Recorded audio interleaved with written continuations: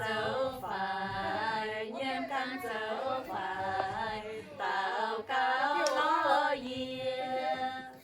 ya quang niên bùa dấu nhẹ hoài xì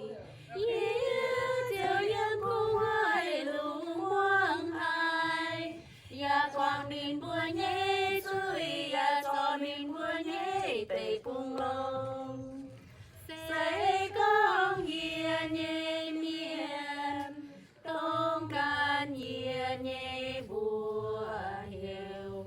ua tây bé phình nhâm căn dấu phải nhâm căn dấu phải tạo cao lo yên ya quang minh bùa dấu nhẹ hoài xì chiều yên cung hoài lùng hoang hai ya quang linh bùa nhẹ dưới ya cho linh bùa nhẹ tề bung lâu. Okay.